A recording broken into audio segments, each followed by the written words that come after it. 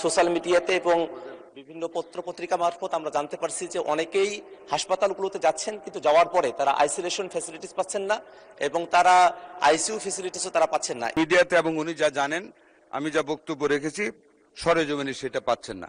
মাননীয় সংসদ সদস্য, ভালো কাজ আদায় করতে হলে মানুষের উপর কিছু প্রেশার রাখা হয়। আমার মনে হয় মিডিয়া আমাদেরকে ওই প্রেশারটাই রাখছে। আমাদের একটা হসপিটালে আইসোলেশন ওয়ার্ডের কোনো ঘাটতি নেই। আপনাকে আমি অনুরোধ করব, আপনি আমার সাথে কালকে চলুন, কোনটায় দেখবেন প্রত্যেকখানে আমাদের ব্যবস্থা করে রাখা হয়েছে মিজেলস রোগের জন্য। 2 নম্বর যেটা বলেছেন আইসিইউর কথা, দেখেন আইসিইউ ইচ্ছা করলে এখনই করা যায় না। আইসিইউ আমাদের প্রত্যেকটা জায়গায় এই মিজেলস আসার পরে আমরা করেছি। এমনকি আপনাকে বলি 18 ঘন্টায় আইসিইউ ওয়ার্ড আমরা চালু করেছি ইনফেকশাস ডিজিজ সেন্টারে।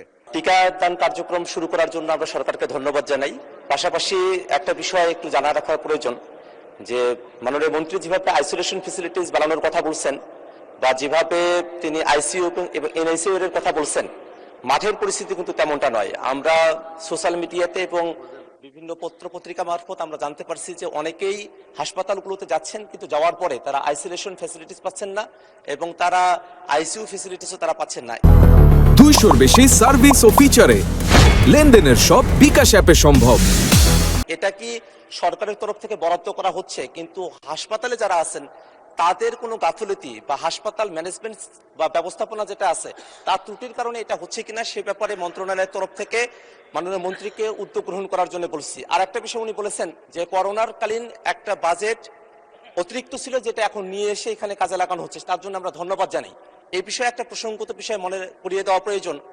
বাংলাদেশে স্বাস্থ্য খাতে যে পরিমাণে বাজেট বরাদ্দ করা হয় সেই পরিমাণে বাজেট কিন্তু ব্যয় করা হয় না।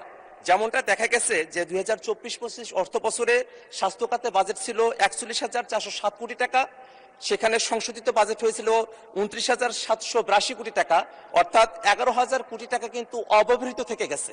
আবার অপারেশনাল যে বাজেট ছিল সেটা ছিল 19,973 কোটি টাকা এবং সেটা খরচ হয়েছে সংশোধিত আকারে এসেছে 13,603 কোটি টাকা, অর্থাৎ সেখানেও প্রায় 6,000 কোটি টাকা কিন্তু অব্যবহৃত থেকে গেছে। আমাদের মোট বাজেটের মাত্র 5% স্বাস্থ্য খাতে বরাদ্দ করা হয়, জিডিপির যেটা 1%-রও কম, এবং আমাদের আসলে আউট অফ দ্য পকেট, পিপলের পকেট থেকেই প্রায় 70% স্বাস্থ্য খাতে তাদেরকে খরচ করতে হয়। সে ব্যাপারে সামনে বাজেটও আসছে, সেই বাজেটের সময়টাতে এই স্বাস্থ্য খাতে বাজেট বরাদ্দ করা হবে কিনা এবং যে বাজেট বরাদ্দ করা হয় তার 25% যে অব্যবহৃত থেকে যায় সেই 25% অব্যবহৃত না থেকে আরো বাজেট বৃদ্ধি করে স্বাস্থ্য খাতে আইসোলেশন ফ্যাসিলিটিস, আইসিইউ ফ্যাসিলিটিস এবং অন্যান্য যেসব যন্ত্রপাতিগুলো প্রয়োজন রয়েছে সেগুলোর মজুদের জন্য কোনো ব্যবস্থা গ্রহণ করা হবে কিনা আপনার মাধ্যমে মাননীয় স্বাস্থ্যমন্ত্রীর দৃষ্টি আকর্ষণ করছে মাননীয় স্পিকার। প্লেন্টি অফ কোয়েশ্চেনস মাননীয় স্পিকার। নাম্বার 1 যেটা উনি বলেছেন মিডিয়াতে এবং উনি যা জানেন, আমি যা বক্তব্য রেখেছি সরেজমিনে সেটা পাচ্ছেন না। মাননীয় সংসদ সদস্য, ভালো কাজ আদায় করতে হলে মানুষের উপর কিছু প্রেশার রাখা হয়। আমার মনে হয় মিডিয়া আমাদেরকে ওই প্রেশারটাই রাখছে। আমাদের একটা হসপিটালে আইসোলেশন ওয়ার্ডের কোনো ঘাটতি নেই। আপনাকে আমি অনুরোধ করব, আপনি আমার সাথে কালকে চলুন, কোনটায় দেখবেন প্রত্যেকখানে আমাদের ব্যবস্থা করে রাখা হয়েছে মিজেলস রোগের জন্য। এবং ভেন্টিলেটর আমাদের মন্ত্রণালয়ের রেডি আছে, যখন যেখানে প্রয়োজন আমরা ভেন্টিলেটরও দিয়ে যাচ্ছি। কাজে এই ব্যাপার আপনাকে আমি নিশ্চিত করতে পারি ইনশাল্লাহ আমাদের আইসোলেশন হবে। আপনি রাজশাহীতে খবর নেন, ওইখানেও আমরা গতকাল আলাপ করেছি, আমাদের সবকিছু রেডি আছে।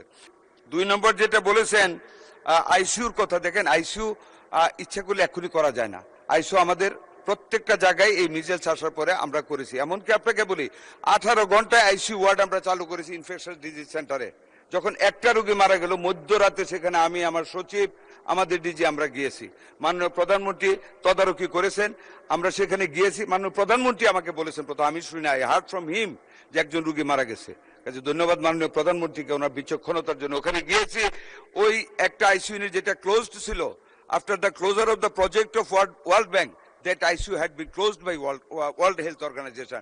আমরা 18 ঘন্টার ভিতরে ওই আইসিইউ খুলেছি, আমরা অ্যাটাচমেন্টে ডাক্তার দিয়েছি, আমরা নার্স দিয়েছি, আয়া দিয়েছি, অ্যানেস্থেসিয়ার লোক দিয়েছি এবং পরিপূর্ণভাবে চালু করেছি। আপনি জানেন রাজশাহীর কথা, 11 দিনে 33টা বেবি মারা গিয়েছিল। আমরা খবর পাওয়ার পরের দিনের ভিতরে আমরা ভেন্টিলেটর দিয়েছি, আমাদের সচিব, ডিজি সবাই গিয়েছে। আমরা সার্বক্ষণিক যোগাযোগ দিয়ে ওইটা আমরা মানে আইসিইউ ইউনিট খুলে আমরা একদম ফুললি ফার্নিশড করেছি। আমাদের রোগী এখন একটা আল্লাহর রহমত কোনো ক্যাজুয়ালিটিস নেই। আরেকটা যেটা বাজেটের কথা বলেছেন, এখনো তো আমরা বাজেট দেইনি মাননীয় সংসদ সদস্য। Wait and see what we give what we spend. Inshallah, transparently, honestly, sincerely, whatever the budget shall be granted by our Honorable Prime Minister and this House, we must spend it on the real grounds of necessity of the health. ধন্যবাদ আপনাকে।